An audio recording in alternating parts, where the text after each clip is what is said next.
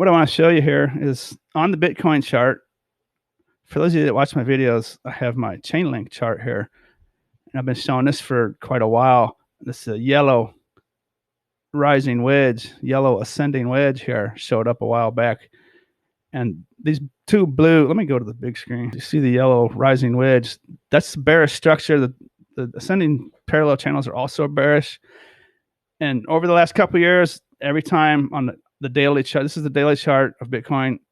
This is the daily chart of Chainlink and Bitcoin I'm about to show you. Every one of these parallel channels, ascending, rising, on the Bitcoin daily chart that I blatantly saw, that lasted, say, like 4 weeks or so, every single one of them broke down out of the bottom of it. Sometimes they would come flying out the top and then just have one of those big red death wicks, boom, all the way clear back down through the whole thing, right way down here. So this is the Chainlink chart. I don't want to confuse you. But so I've been talking about this for a while. And my last video, I talked about this. I was like, this could come down here and hit the bottom of the second parallel channel. There's two parallel channels in here. One of the bottom trend lines is here. They both share at the top resistance. One of the trend line bottom supports is down here. And it wicked off of it, right? This was the dump before the Jerome Powell conference when they thought it was going to be negative. It dumped all the way down here and bounced exactly off there. Went all the way back up in. And this is the night after the Jerome Powell conference, this big red wick, almost back up to the top of the yellow edge. And then boom, all the way back down off the bottom of the first parallel channel. This one here. See, there's two of them in there. This one here I'm talking about, the one I'm moving. Pretty close to it. Pretty close to it. And right now we've got back up into the yellow ascending wedge, and we're coming down for the test of support right now. Right here. Show you where I'm looking. This red guy, turn my magnet off so I can draw a circle. This guy right here, right now, is coming down to test it again. Okay, let's go over to the Bitcoin chart. What's showing up on the daily Bitcoin chart? The rising wedge on the Bitcoin chart, very bearish structure. I just got done saying every time I saw a parallel channel on the Bitcoin daily chart that lasted for more than like 3 or 4 weeks or longer, every time it eventually busted down pretty significantly. There's actually kind of a second resistance line in here. It's not great, but I like putting in lots of, anytime I can connect a bunch of stuff together, I like doing it. Now this is basically a parallel channel, tiny skinny one in between the top two resistance lines. They're I'm just saying they're parallel. That doesn't mean anything. There's no action going on inside of there, but I just thought I'd put in a second line there because it's bounced off this bottom one a couple times. See, resistance. The wick, this candle basically closed on it and opened on it. And there's been 1, 2, 3, basically 4 touches of the very top one. And the bottom one, I could draw, you might see this on, if you watch other videos, you might see them drawing it here, right? But I like going through the bottom of that green candle there. See, I like touching this wick. I like going through the bottom of where this candle opened here, and I like it matches up right here with that, with this. You probably shouldn't draw it there, but I like getting lots of data to just line up like this. So I'm putting it there, which actually increases the angle of this. So, okay, Bitcoin, right? Make a longer story shorter for you. Look at this. My, what do we got here on the Bitcoin chart? Looking a lot like the Chainlink chart, because I was over on Chainlink. I was kind of ignoring Bitcoin for quite a while, just because Chainlink seemed to have more action there for a while. And I just recently switched over here to Bitcoin. So I'm watching here now to see if this is going to bust through. Interesting enough, I made a video a while back talking about this candle up here. I thought was going to look a lot like this one, the one that just printed. This one here, I was talking about in a recent video that I thought this might form here. It didn't. There was a Silvergate link to FTX story that came out, and I think it made it dump hard. And these candles might be kind of just flip-flopped at this point. I was talking about an evening star dump pattern up here. This would be the evening star doji, which would belong up here, and then this big red candle would be here. Right? Just from my soul surfer kind of type analysis of this is how you would want to call a full cycle, right? We just bottomed here, right, on a Bitcoin chart. you don't, and you know, it's not, we don't just go right back into a bull market. It's just not how this works, right?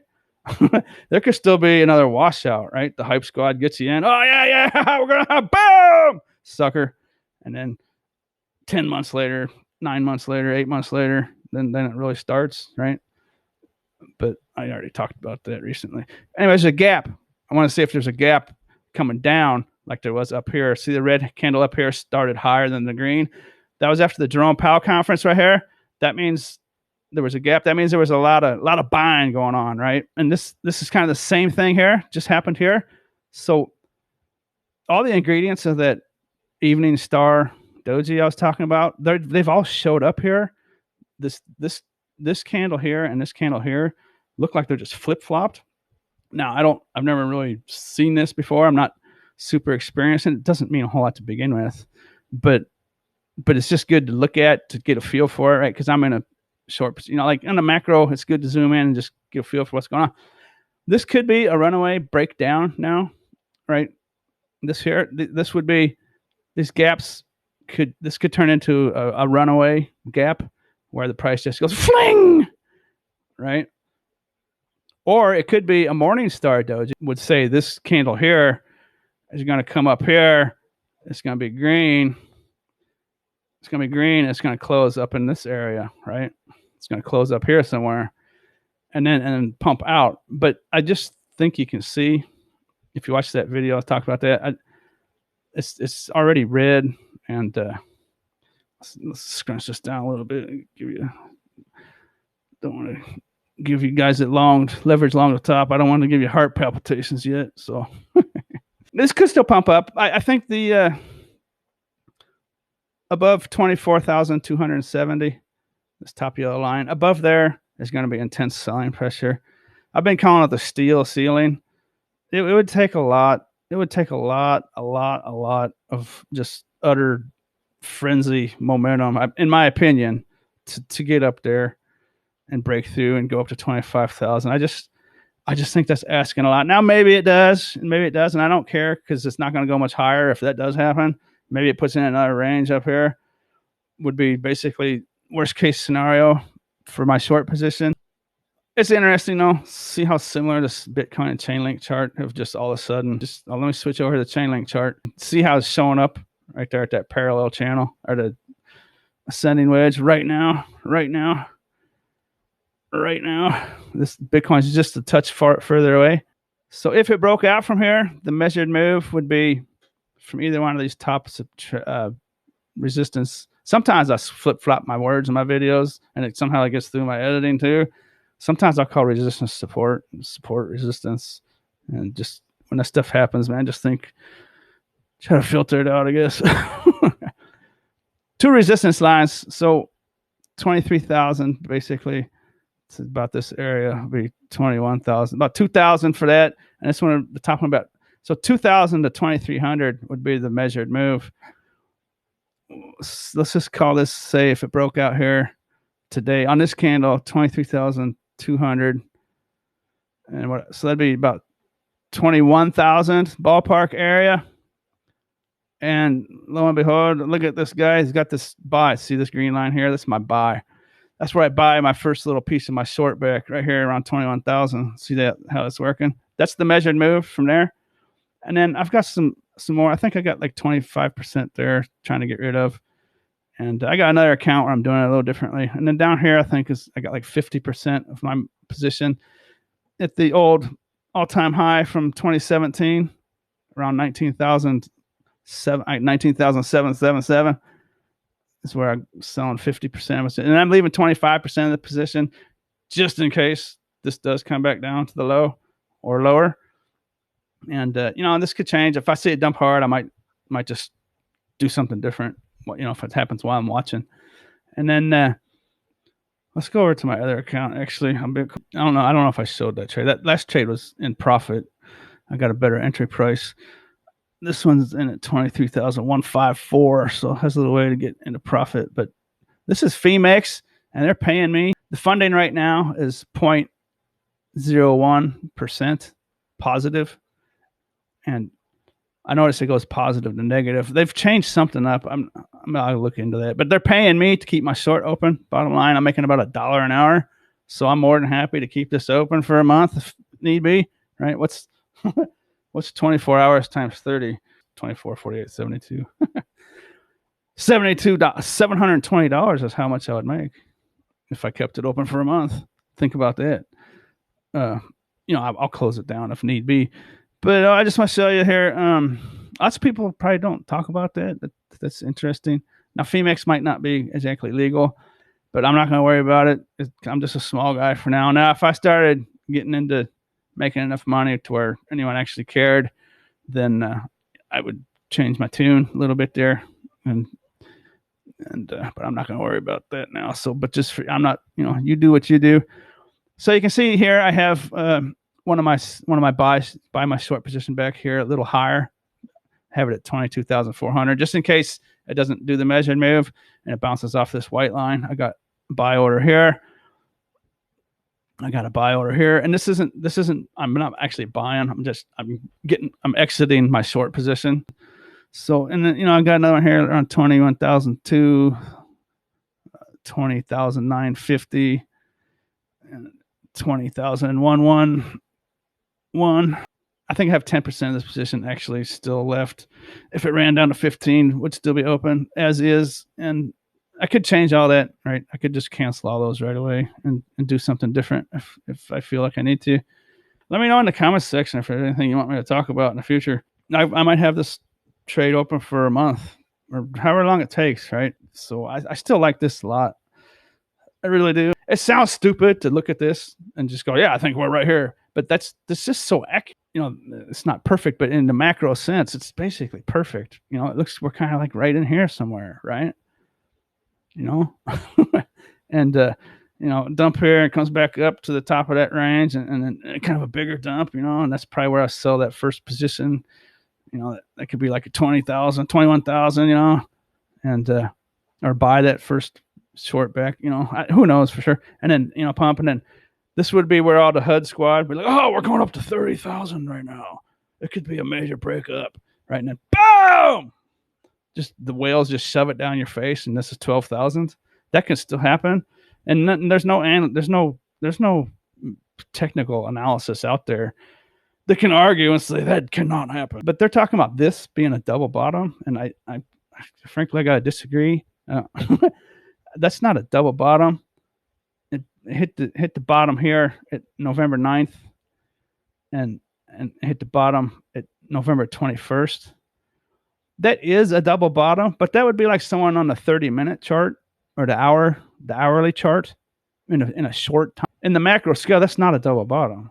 That's a single bottom. It just came down, boom, hit once, right? So, you could say lots of things. This kind of looks more like this would be like a double bottom. Boom, bottoms out, comes back up, kind of a dead cat bounce. Boom, way over here in the springtime, right? Early, this would be like March, April 2023, where it would double bottom, right?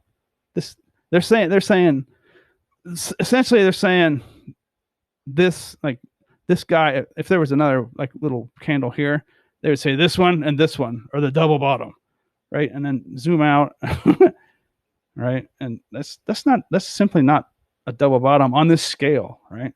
That's a double bottom on someone who makes videos every day and they need something to talk about, and they're on the 30-minute chart or hour chart or 5-minute chart, and it is a double bottom indeed. But that's in my opinion, just from what I see, that's simply not a double bottom. And so they're saying it double bottomed and confirmed to the bottom, and now we're on a bull run. Is what basically the message I got.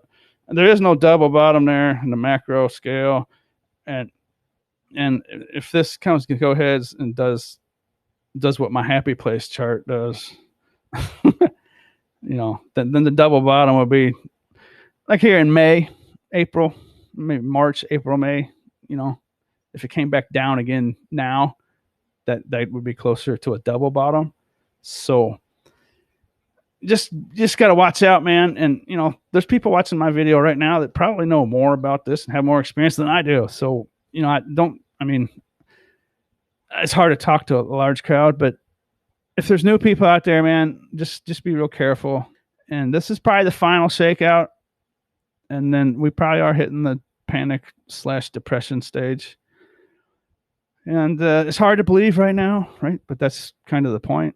That's kind of why it happens. That's kind of why it continues to happen. On the chain link chart, folks. On the Bitcoin chart, folks. Basically, the same structures have been built. I was not able to draw a parallel channel. On a side note, I was not able to find a parallel ascending channel in here. It's close. It's just not, there's just not enough points to line up. So I don't want to put it there. And I don't think it's going to, but this is basically kind of the same thing, right? Parallel channel ascending is similar. They're pretty similar, right? If you want to watch, that's what you're watching.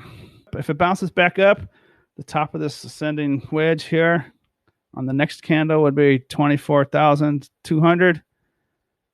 The next candle, 24,300.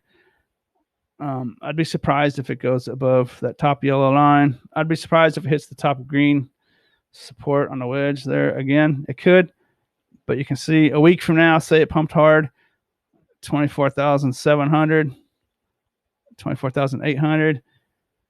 Still doesn't really break through, you know, a wick up there if possible. So there's no guarantees. How I would play it, if it pumped hard right now, say it pumped up to $25,000, $26,000 and created a new range up here, I would just keep adding to my short position, right? Just keep adding to my short position. This is my happy place, folks. I do believe we're right here, right now. This thing has been right since the summer of 2020. You know, it's just got a few more months to go, a few more weeks, maybe 3, 4, 5 weeks until it's, you know, if this final drop happens, it's over, right? It's just over because the new cycle starts here, right? The new cycle starts here and it's way over here on the left, right? Hope, recovery is possible, optimism, rallies, real belief, euphoria, whales take all your money. That's what happens there. If you don't know. Once you know, then maybe it won't happen. And that's kind of why I make these videos. It's got maybe 3 or 4 or 5 weeks left. The whole thing's basically over in 4 weeks, 5 weeks, 6 weeks, 7, maybe a month or 2, whatever this is, right? So if this wants to range here for the next 4 or 5 centuries, I'll just keep making money, $1 an hour is about what I'm averaging. So, you know, free, like they're paying me over here in my account, giving me available money that I can continue to put into my position. And they're paying me 2 places down here. They're also putting it in my realized profit column. So that's kind of interesting. But all right. Yabba dabba doo time. Later. Thanks for watching.